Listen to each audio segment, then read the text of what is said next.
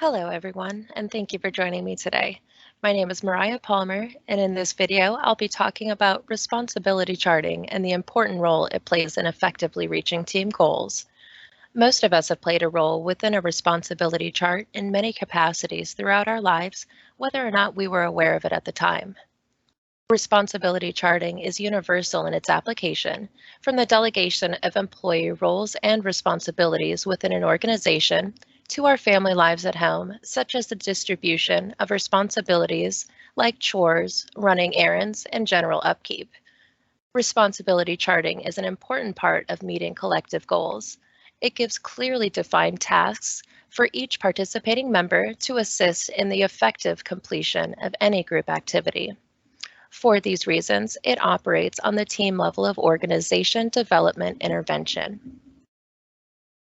Responsibility charting is defined as a technique which builds an organization's understanding of its decision-making processes, particularly the weaknesses.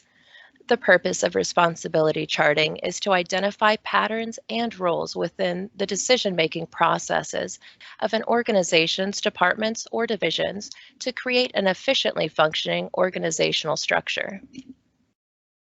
Responsibility charting is defined in 6 distinct steps.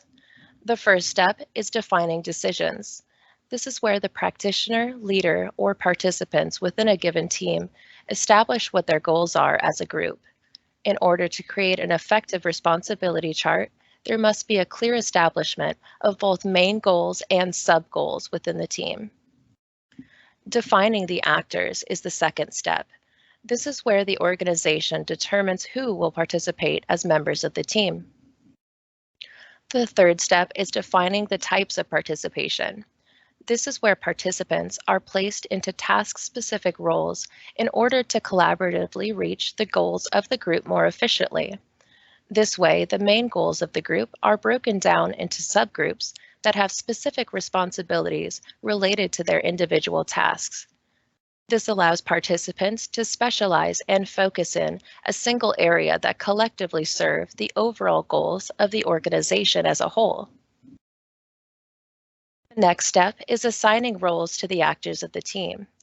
This gives more definition to the previous steps, combining these previous components. During this process, participants evaluate and vote on the individual task assignments of the actors within the responsibility chart. The fifth step, tabulating participant responses, uses one of 2 methods, response aggregation or round-robin listing. Response aggregation is the process of collecting participants' decisions either in a group setting or through surveys. Round-robin listing is similar to aggregate response, but this process involves participants stating their responses for each actor within the responsibility chart, while the facilitator collects their responses in a predetermined position. A participant goes through the entirety of their votes before the facilitator moves on to the next participant. Round-robin listing is similar to an interview data collection method, whereas the aggregate response method utilizes surveys and focus groups. The final step is analyzing results. During this process, the facilitators analyze the data produced from the previous steps. During this step, there are 2 primary issues: the distribution of data related to the collection of responses from participants and the level of consensus in the participants' collective responses.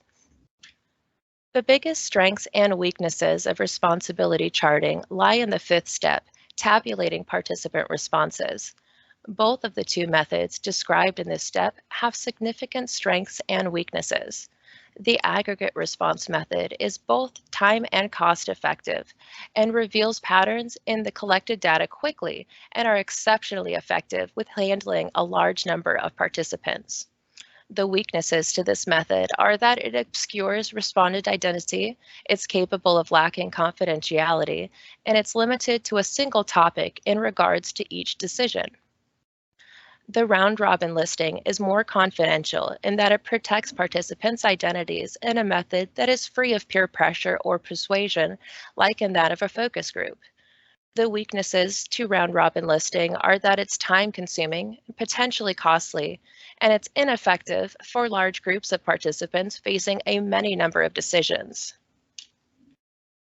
To put the responsibility charting intervention to practice, imagine a company comprised of two departments, operations and sales.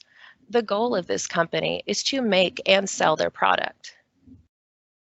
To structure a responsibility chart for this organization, one would designate a general manager to oversee all departments, an operations and sales manager for the respective departments, as well as specialists and salespersons to perform the roles within these divisions.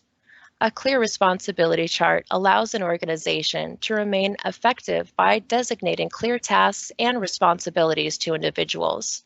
This optimizes the work efforts of each division and assists in the collective efforts to meet the overall goals of the organization.